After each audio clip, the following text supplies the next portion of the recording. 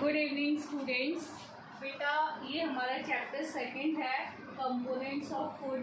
Protein fat हम कर चुके थे, टेस्ट भी तो कर चुके थे।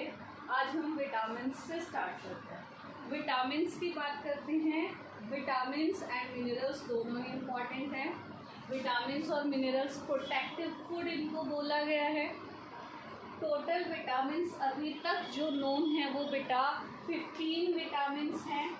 ठीक है, इन 15 विटामिन्स का केमिकल कंपोजिशन एग्जैक्टली नहीं मिला, इसलिए विटामिन्स को ABCD लेटर से जो है डिनोट किया गया है। वन मोर थिंग, विटामिन्स भी हमें कोई न्यूट्रिशनल वैल्यू प्रोवाइड नहीं करती, कोई न्यूट्रिएंट्स नहीं देते। सिर्फ इनका फंक्शन क्या है, प्रोटेक्ट करते हैं हमें किससे, डिजीज से। Next, growth and maintenance, that means grow करना, हमारे बढ़ने के लिए और हमारे बॉडी में जितने भी मैकेनिज्म हो रहे हैं, जितनी भी चीज़ें हैं, उनको सही तरीके से चलाने के लिए। Proper use of nutrients, nutrients अच्छे से यूज़ हो हमारे बॉडी में, उसके लिए भी विटामिन्स की ज़रूरत है।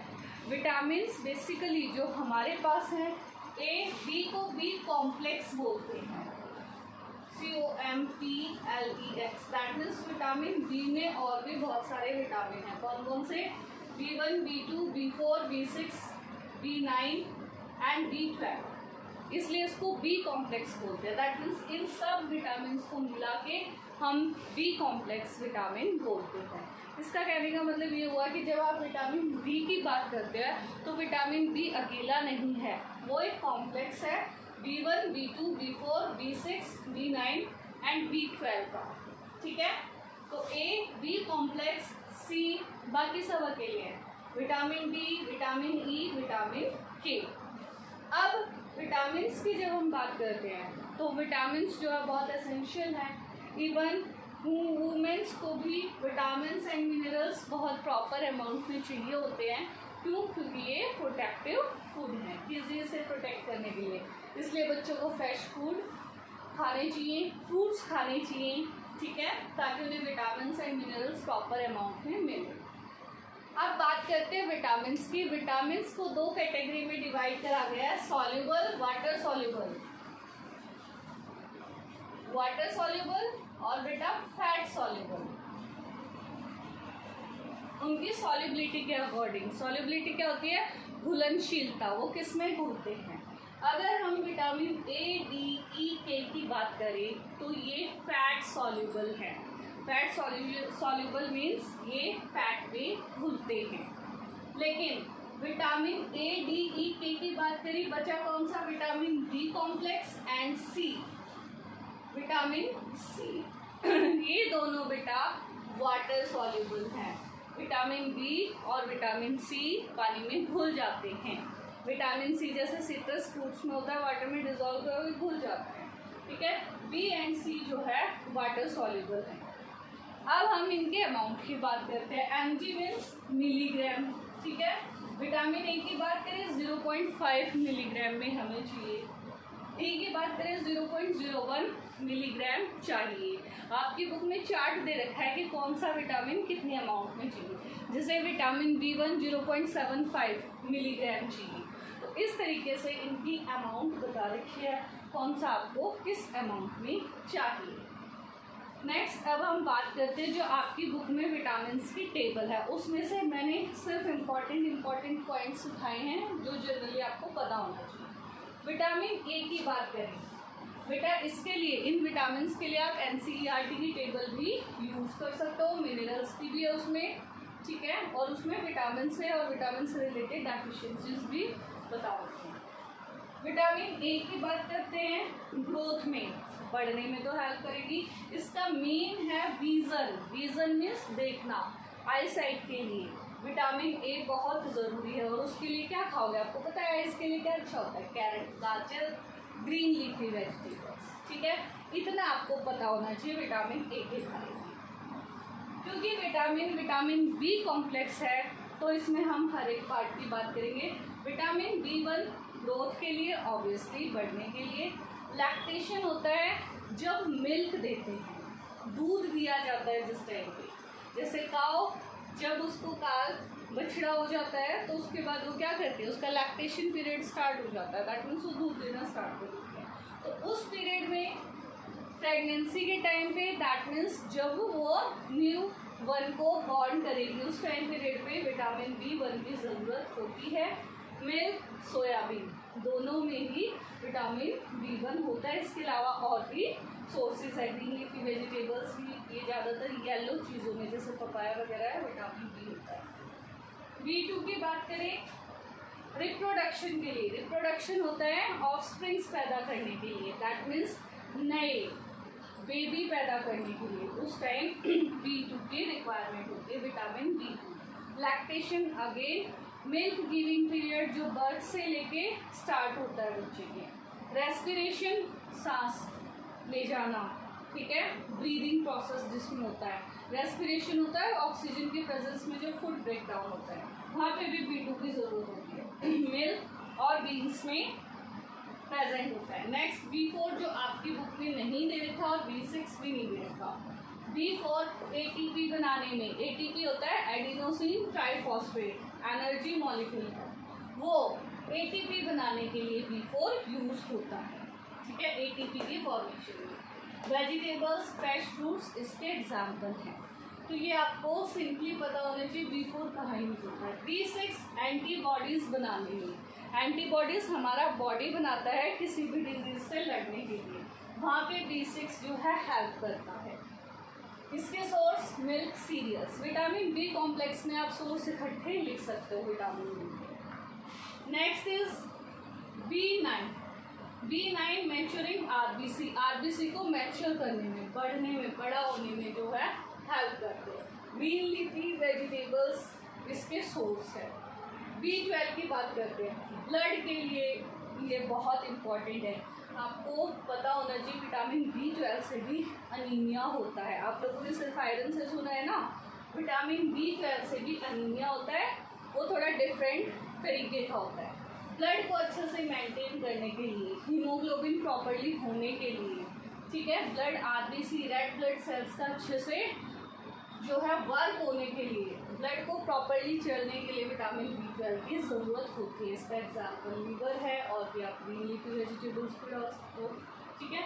तो विटामिन B12 इम्पॉर्टेंट है, इससे अनीमिया होता है। अनीमिया डिफरेंट तरीके का होता है, जो आयरन से अनीमिया होता है वो नहीं, ठीक है ना, जैसे इसमें शेल की शेप जो है वो चेंज हो जाती है, जिसकी वजह से जो है क्या होता है, RBC एग्जैक्ट ज़्यादा अमाउंट में ऑक्सीजन कैरी नहीं कर पाते। Next is vitamin C। Vitamin C क्या है, आपके सिट्रस फ्रूट्स में प्रेजेंट होता है। सिट्रस होते हैं खट्टे फ्रूट, जैसे लेमन है, आंवला है, इन सब में विटामिन C प्रेजेंट होता है। किस लिए, टिथ और गम्स को हेल्दी रखने के लिए। स्कर्वी डिजीज दांतों की वजह से होती है, टिथ और गम्स हेल्दी रहे उसके लिए हमें विटामिन C खाना चाहिए। नेक्स्ट आ जाते हैं विटामिन D पे। विटामिन D किसके लिए ज़रूरी है, बोन्स और टिथ्स के लिए, हमारी हड्डियों के लिए भी और दांतों के लिए भी। ये कहाँ से मिलेगा, मिल्क से, एग से और सनलाइट से। हालांकि बहुत थोड़ी अमाउंट में चाहिए, विटामिन हमें कम अमाउंट में चाहिए होते हैं लेकिन बहुत ज़रूरी होते हैं।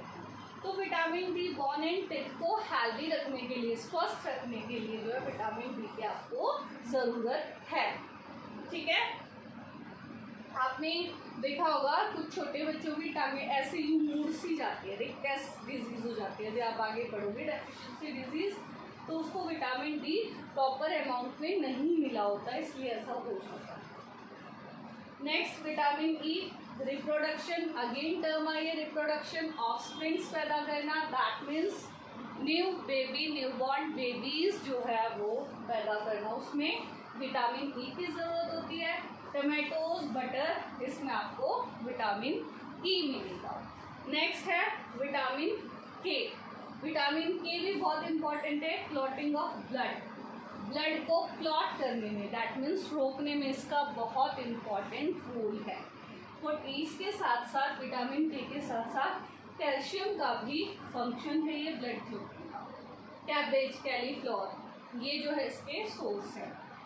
क्लॉटिंग क्या होती है, आपको जब इंजरी चोट लग जाती है कुछ टाइम पीरियड बाद आप थोड़ा सा दबा के रखते हो तो आप देखते हो कुछ टाइम बाद छोटी मोटी इंजरीज बेटा अपने आप ही बंद हो जाती है। तो उसमें विटामिन के, ठीक है, रिस्पॉन्सिबल है।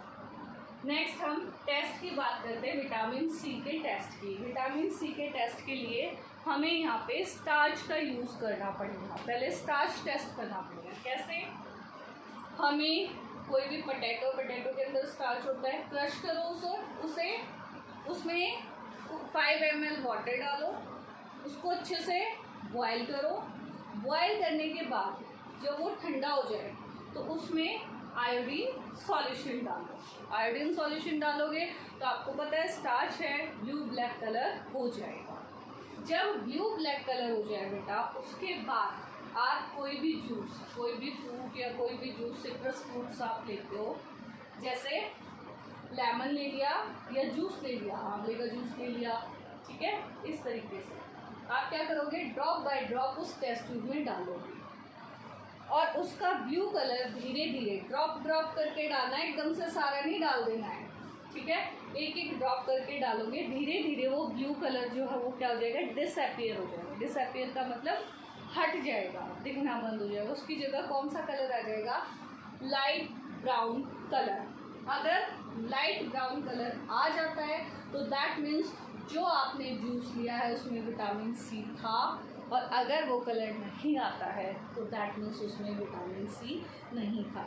ये आपकी बुक में ही दे रखा है विटामिन सी का test. Main test starch, protein और फैट का ही होता है, ठीक है, जो हम लोग नॉर्मली 6th क्लास में पढ़ते हैं। विटामिन सी का टेस्ट आपकी बुक में बताया हुआ था तो इसलिए मैंने आपको बता दिया। नेक्स्ट इज मिनरल्स की बात करेंगे। Proper utilisation of nutrients, again same word, proper utilisation, सही तरीके से भोजन यूटिलाइज हो, न्यूट्रिएंट्स मिले, इसके लिए मिनरल्स की ज़रूरत होती है। मिनरल्स कहाँ से मिलते हैं, जो मेटल्स और नॉन मेटल्स। ये मेटल्स की तरह आयरन चाहिए, आयरन मेटल है, कैल्शियम, ठीक है, पोटेशियम, ठीक है, ये सब मेटल्स और नॉन मेटल्स को मिला के हमें मिनरल्स मिलते हैं। उनको यूज़ करना बहुत ज़रूरी है ताकि हमारे जो न्यूट्रिएंट्स हैं वो अच्छे से हम ले सकें। अब मिनरल्स की बात करते हैं तो आयरन, कैल्शियम, फास्फोरस और थोड़ी सी मात्रा में आयोडीन प्रेग्नेंट वुमेन के लिए बहुत ज़रूरी होता है, ठीक है। आयरन की बात करते हैं सबसे पहले HB, ये हीमोग्लोबिन है। Haemoglobin means red blood cells में बेटा हीमोग्लोबिन प्रेजेंट होता है। वो हीमोग्लोबिन ऑक्सीजन को कैरी करके ले जाता है हमारे सेल्स तक। हमारे सेल से कार्बन डाइऑक्साइड जाती है बाहर, ठीक है, जब हम ब्रीदिंग प्रोसेस करते हैं तो वहाँ पे हीमोग्लोबिन के लिए ये बहुत ज़रूरी है। हीमोग्लोबिन बनाने के लिए जो आपको बोलते हैं ना, खून बढ़ाना है, ब्लड बढ़ाना है, तो आयरन खाओ, तो वो बेसिकली हम हीमोग्लोबिन बढ़ाने के लिए। और जब आप ब्लड देते हो तो आपको कोई चिंता करने की ज़रूरत नहीं है। RBC, रेड ब्लड सेल्स का लाइफ स्पेन सिर्फ 120 डेज का होता है। 120 दिन तक ही वो जीवित रहते हैं, उसके बाद नए बनते रहते हैं, पुराने डिस्ट्रॉय होते रहते हैं। तो इसलिए जब आप किसी को ब्लड डोनेट करते हो तो ये मत सोचो हाय मेरा खून गया, ऐसा कुछ नहीं है। RBCs है वो तो 120 डेज के बाद अपने आप भी नए बनते रहते हैं, उसमें कोई प्रॉब्लम नहीं होती, ठीक है। HB क्या है, हीमोग्लोबिन। बस ये हमारा साइकोलॉजिकल इफेक्ट होता है कि हमारे ब्रेन पे इम्पैक्ट चला जाता है, हाय हमने ब्लड दे दिया, ऐसा कुछ नहीं होता। ब्लड डोनेट करना तो बहुत अच्छी बात है। आयरन, जैजरी, गुड़ के अंदर आयरन प्रेजेंट होता है, ठीक है। इसके अलावा और आयरन किस में प्रेजेंट होता है, ग्रीन लीफी वेजिटेबल्स में प्रेजेंट होता है। गुड़, ठीक है, जैजरी बोलते हैं उसको। नेक्स्ट इज आयोडीन, बहुत थोड़ी अमाउंट में चाहिए लेकिन बहुत ज़रूरी है, अदरवाइज ग्वाइटे डिजीज़ आगे पड़ोगे गेंदा हो जाएगा, ठीक है। फिजिकल और मेंटल ग्रोथ के लिए, फिजिकली दैट मीन्स फिजिकली भी बढ़ने के लिए, मेंटली दैट मीन्स आपका दिमाग जो चलता है वो भी आयोडीन की वजह से चलता है। आपका प्रॉपर मंद बुद्धि नहीं रहना ना, तो मंद बुद्धि अगर रहोगे तो दैट मीन्स आयोडीन की आप में कमी है। तो मेंटल ग्रोथ के लिए दैट मीन्स वो बच्चा प्रॉपरली उसका माइंड वर्क करे, उसके लिए आयोडीन की ज़रूरत है। फिश से, सी फूड, जितना भी सी फूड होता है, समुद्र में नमक होता है, ठीक है, आयोडाइज सॉल्ट आपने सुना होगा, टाटा आयोडाइज सॉल्ट है, दैट मीन्स उसमें आयोडीन मिक्स है, फोर्टिफाइड करके डाला गया है। सी एनिमल्स में, सी फूड में जो है आयोडीन प्रेजेंट होता है। नेक्स्ट इज कैल्शियम, बहुत इम्पॉर्टेंट है। मिल्क में, मीट में होता है कैल्शियम। बच्चों को बहुत ज़रूरत होती है, इसलिए बोन और टिथ, हड्डियों के लिए और टिथ दांतों के लिए ब्लड क्लोटिंग में विटामिन के साथ हेल्प करता है। ठीक है, तो जो बच्चे ग्रोइंग्स, जो चिल्ड्रंस होते हैं उनको बेटा कैल्शियम की ज़रूरत बहुत ज़्यादा होती है। इसलिए छोटे बच्चे बहुत ज़्यादा मिल्क पीते हैं ना, क्योंकि ताकि उसकी बोन और टिथ जो है वो क्या मजबूत बने। ठीक है, ब्लड क्लॉटिंग में, ठीक है, ब्लड को क्लॉट करने में, बंद करने में मिल्क मीट इसके सोर्स है। Next is phosphorus. फास्फोरस का भी सेम फंक्शन है। ब्लड, बोन एंड टूथ के लिए जो नेक्स्ट जो है मिनरल चाहिए वो फास्फोरस है, वो भी मिल्क और मीट में आपको मिलेगा। तो इन दोनों के फंक्शंस लगभग सेम है, रिक्वायरमेंट। ठीक है, नेक्स्ट इज सोडियम एंड के सिंबल होता है पोटेशियम के लिए, P और PASSIUM, पोटेशियम का सिंबल होता है के, कैपिटल के। ठीक है, तो स्पेस नहीं था इसलिए मैंने यहाँ पे के लिखा है। सोडियम एंड पोटेशियम ये किस लिए? मेंटेन बॉडी फ्लूइड, फ्लूइड जो बॉडी में होता है, दैट मीन्स अब आप बोलोगे लिक्विड को मेंटेन करने की जरूरत है, ऑफ कोर्स ज़्यादा नहीं होना चाहिए। एक्सक्रीटरी सिस्टम में इसकी बहुत ज़रूरत होती है। जो हमारी फिल्ट्रेशन यूनिट है किडनी, ठीक है, जो फिल्टर करती है, तो वो उसको सोडियम एंड जो है पोटेशियम के आयंस चाहिए। ठीक है, उन आयन से वो जो है फ्लूइड को मेंटेन करती है, ताकि ज़्यादा फ्लूइड बाहर ना निकले, जो इम्पॉर्टेंट चीज़ें वो हम उसमें से निकाल दें। साल्ट वेजिटेबल्स, नमक में और वेजिटेबल्स में सोडियम और पोटेशियम होता है। नमक ही सोडियम, NaCl, साल्ट होता है नमक, ठीक है, सोडियम ऑलरेडी उसमें प्रेजेंट होता है। तो ये था आपका बेटा विटामिन्स एंड मिनरल्स के बारे में। ठीक है, काफ़ी लंबा टॉपिक था ये, मतलब इसमें बहुत सारी इंपॉर्टेंट चीज़ें हैं। मिनरल्स भी आपको इसी तरीके से कम मिलीग्राम्स में चाहिए, उसके लिए भी आपको प्रॉपर बता रखा है आपकी बुक में। ठीक है, तो यहाँ हमारा टॉपिक कंप्लीट होता है विटामिन्स एंड मिनरल्स का। नेक्स्ट में हम वाटर स्टार्ट करेंगे। ओके बेटा, दैट्स ऑल।